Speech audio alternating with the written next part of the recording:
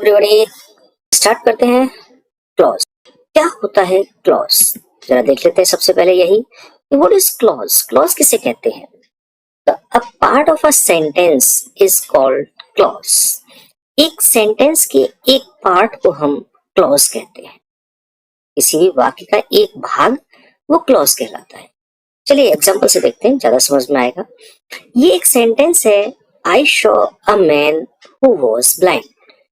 पूरा एक सेंटेंस है और मैंने इसे दो भाग में बांट लिया। अगर मैं दो भागों में बांटता हूं तो सेंटेंस कुछ ऐसे हो जाएंगे, आई शॉ अ मैन एक भाग हो जाएगा और बचा कुचा दूसरा हु वॉज ब्लाइंड दूसरा भाग हो जाएगा। तो इस एक सेंटेंस के ये दो भाग हो गए, दो पार्ट हो गए, आई शॉ अ मैन और दूसरा हो गया हु वॉज ब्लाइंड। तो एक क्लॉज हो गया हमारा ये आई शॉ ए मैन और एक क्लॉज हो गया हमारा ये हु वॉज ब्लाइंड। तो क्लॉज क्या है? A part of a sentence, एक वाक्य का एक भाग जो है हमारा क्लॉज कहलाता है। एक एग्जांपल और देख लेते हैं। The watch which had been stolen was very expensive. अब मुझे इसके दो पार्ट करने हैं, हो जाएंगे दो पार्ट इसके, जैसे इसके हुए थे। इसके दो पार्ट बड़ा क्लियर से थे, एक तो था यहां से यहां तक और एक बचा कुचा था हु वॉज ब्लाइंड। लेकिन यहाँ पर हमें पार्ट ऐसे नहीं करने के बीच में से कहीं से भी सेंटेंस को तोड़ दो, एक इधर कर दो एक इधर कर दो, नहीं। जो पार्ट हम करेंगे उनका एक मीनिंग होना चाहिए, उनका एक अर्थ होना चाहिए, उनका कोई सेंस बनना चाहिए। ऐसे नहीं मन में कि यहाँ से लिया the watch which had been, बस यहाँ से कर दो, और स्टोलन वाज वेरी एक्सपेंसिव, नहीं नहीं नहीं, तो हमारा इसका सेंस नहीं निकलेगा। तो एक्चुअल में अगर आप ध्यान से देखें तो इस सेंटेंस में जो पार्ट होंगे वो होंगे द वॉच और फिर यहाँ आ जाएंगे वॉज वेरी एक्सपेंसिव। अब इसका एक क्लियर अर्थ निकला ना, वॉच बहुत महंगी थी। और दूसरा जो बीच का बच गया विच हैड बीन स्टोलन, ये बचेगा, तो हो गया विच हैड बीन स्टोलन। तो पार्ट हमेशा इस टाइप से करने हैं हमें कि जिनका कोई मीनिंग हो। ऐसा नहीं बीच में कहीं से भी लेके और दो भागों में बांट दो, तो फिर मीनिंग नहीं निकलेगा, गलत होने की संभावना बढ़ जाएगी। ओके, तो इस सेंटेंस के दो पार्ट हो गए, एक हो गया the watch was very expensive और एक हो गया विच हैड बीन स्टोलन। तो एक पार्ट, एक क्लॉज जो है ये हो गया और एक क्लॉज हो गया विच हैड बीन स्टोलन। तो समझ गए क्लॉज क्या होता है? तो क्लॉज कोई बहुत बड़ी चीज नहीं होती। A part of a sentence is called clause. अब ये कितने प्रकार के होते हैं और कैसे पहचानेंगे वो आगे देखेंगे। तो जो क्लॉज होते हैं ये तीन टाइप के होते हैं। पहला होता है प्रिंसिपल क्लॉज, इसे हम जो है मेन क्लॉज या इंडिपेंडेंट क्लॉज भी कहते हैं। मोस्टली प्रिंसिपल क्लॉज कहते हैं। सीबीएसई आईसीएसई बोर्ड में मेन क्लॉज के नाम से ज्यादा जाना जाता है। और जो दूसरा क्लॉज है वो है सब ऑर्डिनेट क्लॉज, इसे हम डिपेंडेंट क्लॉज के नाम से भी जानते हैं। और जो हमारा तीसरा क्लॉज है वो है कोऑर्डिनेट क्लॉज। तो क्लॉज तीन टाइप के होते हैं, प्रिंसिपल क्लॉज, सबऑर्डिनेट क्लॉज और कोऑर्डिनेट क्लॉज।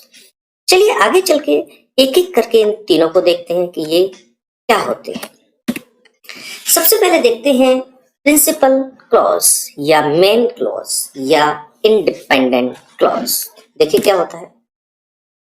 वाक्य का वह भाग जो अपना पूर्ण अर्थ स्वयं स्पष्ट करता है, अपना कंप्लीट मीनिंग देगा खुद, अर्थात अपने पूर्ण अर्थ के लिए किसी दूसरे भाग पर निर्भर नहीं होता, किसी दूसरे पर डिपेंड नहीं होता। तो पार्ट का वो, किसी भी सेंटेंस का वो पार्ट जो अपना खुद अर्थ, कंप्लीट अर्थ दे, अर्थ तो दोनों ही देंगे लेकिन पूर्ण अर्थ दे, वो कहलाएगा प्रिंसिपल क्लॉज। और दूसरे पर डिपेंड नहीं है, दूसरे पर डिपेंड नहीं है, इसीलिए इसे हम इंडिपेंडेंट क्लॉज भी कहते हैं। देखिए कैसे, यहां से समझ में कुछ ज्यादा आएगा। ये सेंटेंस है कि Ramu who was thief had been caught by the police. इस सेंटेंस को अगर मैं दो पार्ट्स में डिवाइड करूं तो कुछ ऐसा होगा। एक पार्ट बनेगा Ramu had been caught by the police, Ramu और had been caught by the police, और दूसरा पार्ट बनेगा who was a thief, who was thief. तो दो पार्ट हो गए इस सेंटेंस के। अब चलिए पहले मैं इस पार्ट को लेता हूं। Ramu had been caught by the police, Ramu को पुलिस के द्वारा पकड़ लिया गया। ठीक है जी। उसे पकड़ लिया गया। अर्थ क्लियर हो गया, पूरा अर्थ, पूर्ण अर्थ निकला। हाँ जी निकला। हुई। अब इसको देख ले, अब ये मानो कि आपके पास कुछ भी नहीं है, सिर्फ एक ये सेंटेंस है और कुछ नहीं है, सब वाइट वाइट वाइट है। हु वॉज थीफ, जो चोर था। क्या बात पूरी हो गई? जो चोर था। आदमी पूछेगा ना कौन भाई, कौन चोर था? मैं, तुम, हम, पूरी दुनिया, आखिर कौन चोर कौन था? तो ये अपना अर्थ तो दे रहा है लेकिन पूर्ण अर्थ, कंप्लीट मीनिंग नहीं दे रहा। इसका कंप्लीट मीनिंग अगर चाहिए तो वो इससे निकलेगा। पहले हम इस सेंटेंस को पढ़ेंगे, फिर इसको पढ़ेंगे, तो इस सेंटेंस का पूरा अर्थ यहां निकलेगा।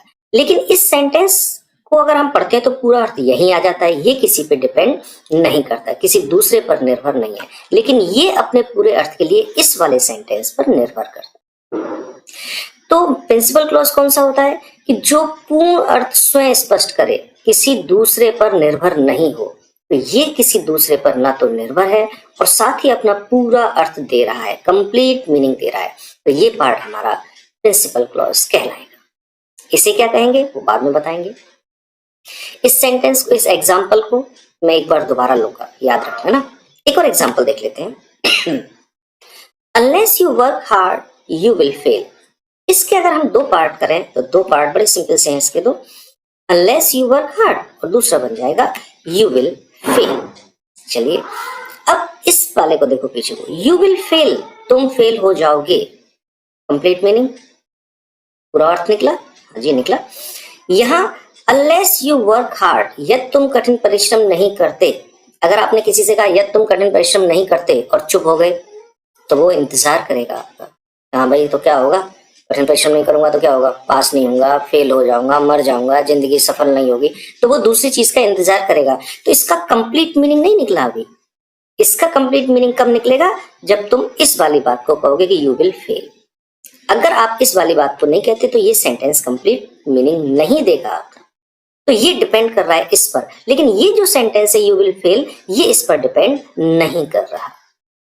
ओके, और जो किसी पे डिपेंड ना हो और साथ ही अपना पूरा अर्थ दे, तो पूरा अर्थ भी दे रहा है, डिपेंड भी नहीं है। तो ये हमारा प्रिंसिपल क्लॉज है। तो ये जरूरी नहीं कि प्रिंसिपल क्लॉज स्टार्टिंग में आए, प्रिंसिपल क्लॉज आगे भी हो सकता है, पीछे भी हो सकता है। बस आपको ये देखना है कि जो खुद अपना पूरा अर्थ दे, कंप्लीट मीनिंग दे, डिपेंड ना हो किसी दूसरे पर, अपने पूरे मीनिंग के लिए। ओके, चलिए एक सेंटेंस और देखते हैं। दे वर प्लेइंग क्रिकेट। क्या मैं इसके पार्ट कर सकता हूं?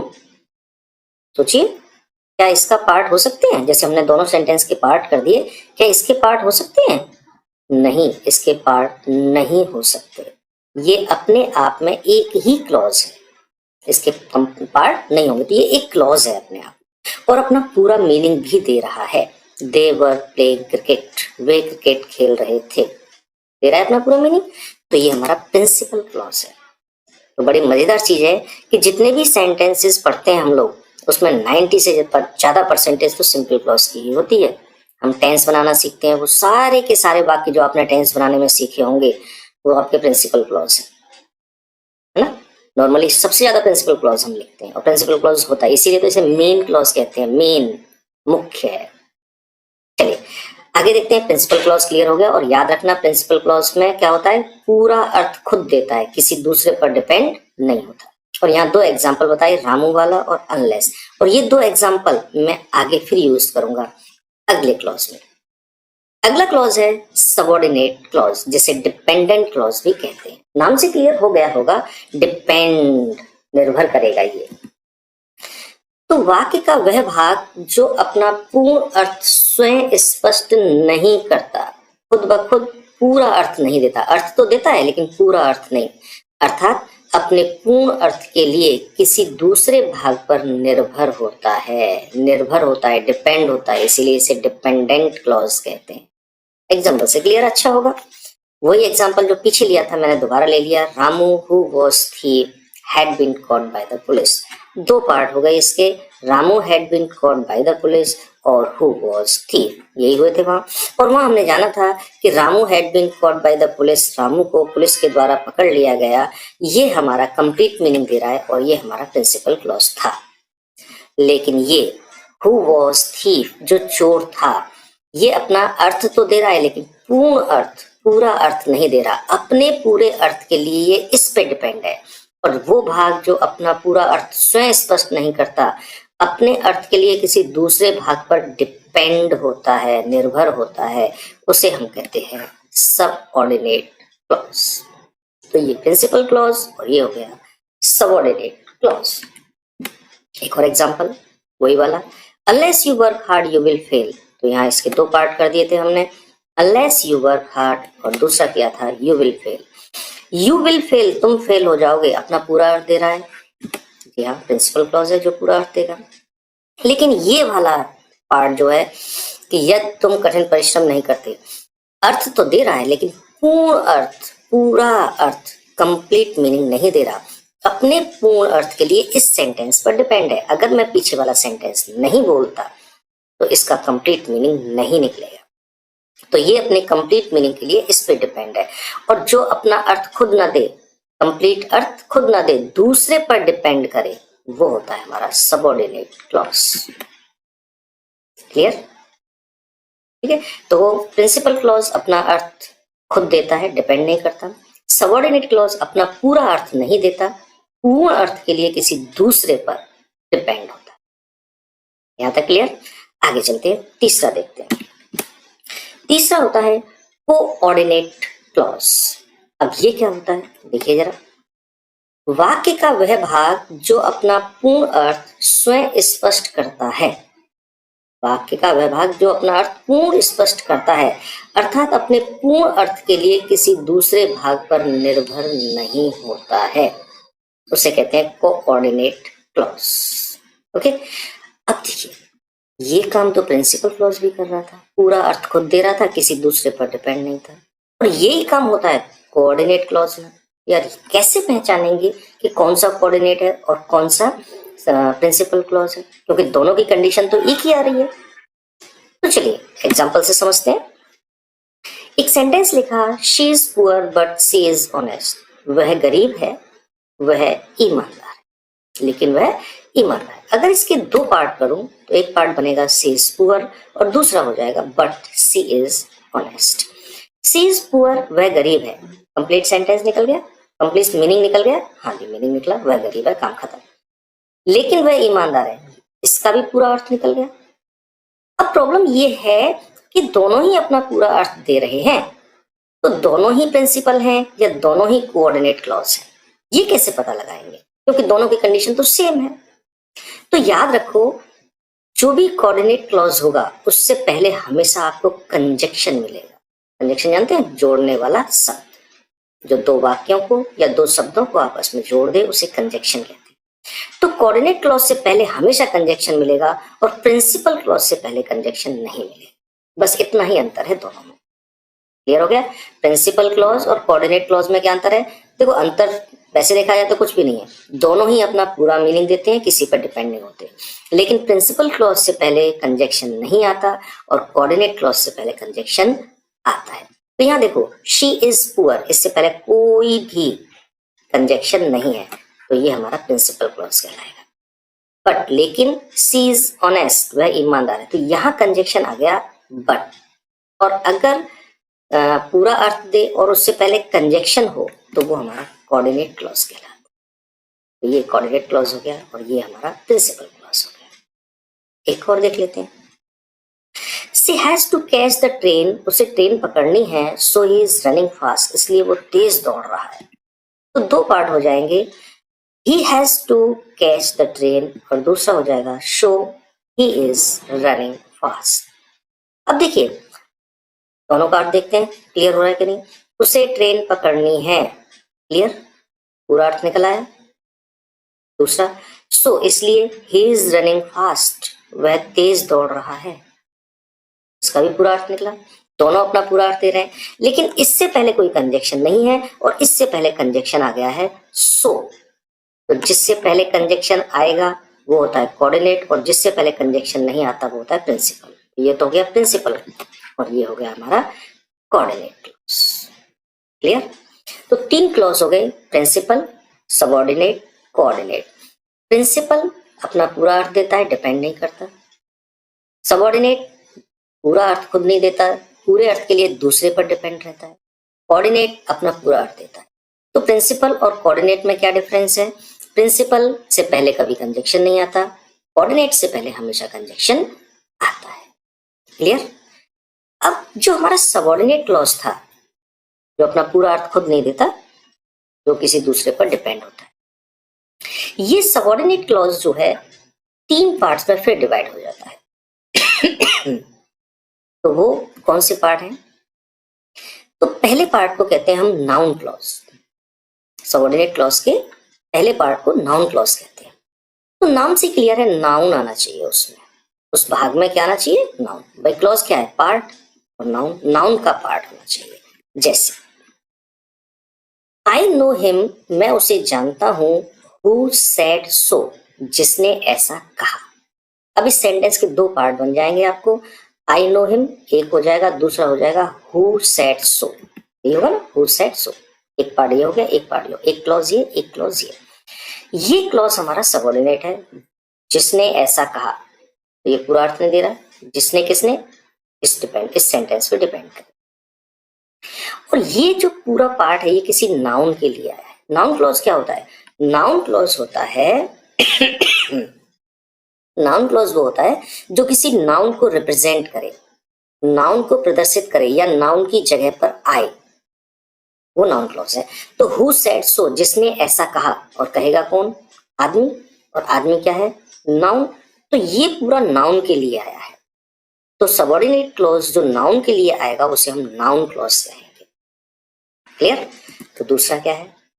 दूसरा जो है वो है एडजेक्टिव क्लॉज। अब क्लियर हो गया होगा, जैसे यहां से नाउन क्लॉज क्लियर किया, ऐसे यहां से कर लो अभी एडजेक्टिव, यानी कि विशेषता बताएगा।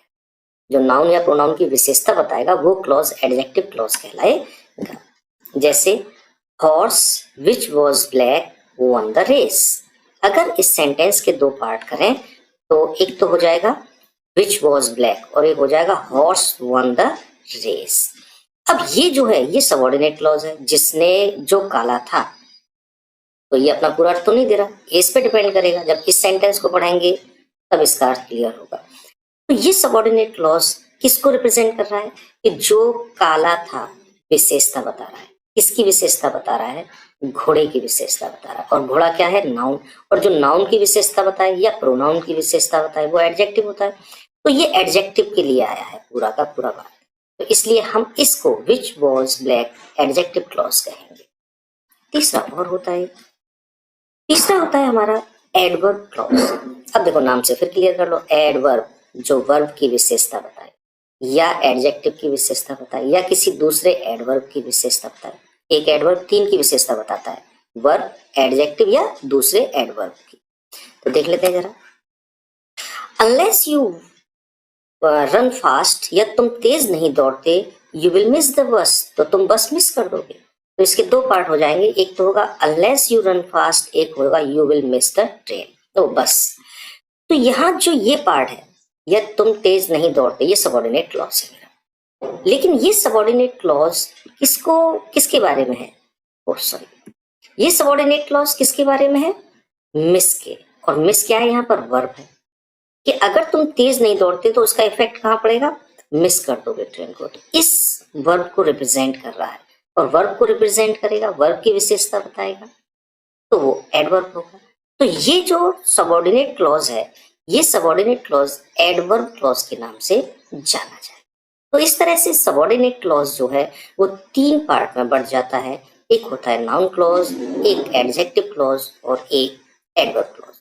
जो नाउन की जगह पर यूज हो, नाउन को रिप्रेजेंट करे, नाउन का प्रतिनिधित्व करे, वो नाउन क्लॉज। जो एडजेक्टिव यानी कि विशेषता बताए तो एडजेक्टिव, और जो वर्ब की विशेषता बताए वो एडवर्ब। ओके, चलिए अब यहाँ हमारे क्लॉज हो जाते हैं खत्म। लेकिन यहां तक तो आई गए।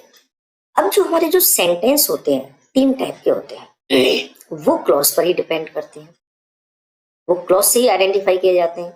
तो जब यहां तक आ गए तो सेंटेंस और देख लेते हैं, उनको भी काम खत्म हो जाएगा लगे हाथ। तो देखिए जो सेंटेंस होते हैं वो 3 टाइप के होते हैं। एक होता है सिंपल सेंटेंस, एक होता है कॉम्प्लेक्स सेंटेंस, और एक होता है कंपाउंड सेंटेंस। और इनको जो हम आइडेंटिफाई करते हैं कि कौन सा सिंपल है, कौन सा कॉम्प्लेक्स है, कौन सा कंपाउंड है, वो क्लॉज के द्वारा होते हैं। तो चलो सबसे पहले लेते हैं सिंपल क्लॉज। सिंपल सेंटेंस क्या होता है कि वह सेंटेंस जिसमें एक प्रिंसिपल क्लॉज होता है सिंपल सेंटेंस कहलाता है। केवल एक प्रिंसिपल क्लॉज होगा, ठीक है। Ram is going to school, Ram school जा रहा है, इसका पार्ट नहीं हो सकता और ये अपना पूरा मीनिंग दे रहा है, यानी कि प्रिंसिपल क्लॉज है। प्रिंसिपल क्लॉज अपना पूरा मीनिंग खुद देता है, तो ये हमारा सेंटेंस सिंपल सेंटेंस है। Suresh has been working for 2 hours, Suresh 2 घंटे से काम कर रहा है, इसके भी पार्ट नहीं हो सकते, ये खुद अपने आप में एक क्लॉज है और अपना पूरा अर्थ दे रहा है। और जो क्लॉज अपना पूरा अर्थ दे रहा है और साथ में कोई कंजक्शन भी नहीं है तो वो प्रिंसिपल क्लॉज है। तो ये हमारा प्रिंसिपल क्लॉज है। और प्रिंसिपल क्लॉज एक प्रिंसिपल क्लॉज है तो इसका मतलब सेंटेंस सिंपल है। They had left this building, उन्होंने ये बिल्डिंग छोड़ दी, इसके भी हम पार्ट नहीं कर सकते, ये अपने आप में क्लॉज है और पूरा अर्थ दे रहा है और जो अपना पूरा अर्थ खुद देता है वो हमारा प्रिंसिपल क्लॉज होता है और इसमें केवल एक प्रिंसिपल क्लॉज है, तो ये सेंटेंस हमारा सिंपल सेंटेंस कहलाएगा। दूसरा होता है हमारा कॉम्प्लेक्स सेंटेंस। कॉम्प्लेक्स सेंटेंस कौन सा होगा कि वह सेंटेंस जिसमें एक प्रिंसिपल क्लॉज होगा और एक या एक से अधिक सबऑर्डिनेट क्लॉज होंगे। एक प्रिंसिपल और एक या एक से अधिक सबऑर्डिनेट क्लॉज होंगे, तो वो सेंटेंस हमारा कॉम्प्लेक्स सेंटेंस कहलाएगा। सेंटेंस लिखा मैंने, this is the house where he lives, यह मकान है जहां वह रहता है। 2 पार्ट हो गए इसके, दिस इज द हाउस और हो गया वेयर ही लिव्स। अब दिस इज द हाउस, यह मकान है, अपना पूरा अर्थ निकल रहा है, तो ये हो गया हमारा प्रिंसिपल क्लॉज। और दूसरा पार्ट है वेयर ही लिव्स। अगर मैं पहले वाले सेंटेंस को ना बोलूं और दूसरे वाले सेंटेंस को बोल दूं, केवल दूसरे वाले को, जहां वह रहता है, तो मेरी बात पूरी नहीं मानी जाएगी। तो बताना पड़ेगा कहाँ रहता है, भाई बताओ तो सही कि वो झोपड़ी है कि मकान है कि महल है। तो ये अपना पूरा अर्थ नहीं दे रहा, इसका मतलब ये सबऑर्डिनेट है, ये अपने पूरे अर्थ के लिए इस पे डिपेंड कर रहा है, तो ये सबऑर्डिनेट क्लॉज हो गया। और जिस सेंटेंस में एक प्रिंसिपल और एक या एक से अधिक सबऑर्डिनेट क्लॉज होंगे तो वो कॉम्प्लेक्स होगा। तो इस सेंटेंस के 2 पार्ट हुए, इसमें एक प्रिंसिपल क्लॉज निकला और एक निकला हमारा सबऑर्डिनेट क्लॉज। तो ये सेंटेंस जो है हमारा, this is the house where he lives, हमारा कॉम्प्लेक्स सेंटेंस कहलाएगा। एक और बचा कंपाउंड सेंटेंस। तो कंपाउंड सेंटेंस कब होगा कि वह सेंटेंस जिसमें एक प्रिंसिपल क्लॉज तथा एक या एक से अधिक कोऑर्डिनेट क्लॉज होता है, कंपाउंड सेंटेंस कहलाता है।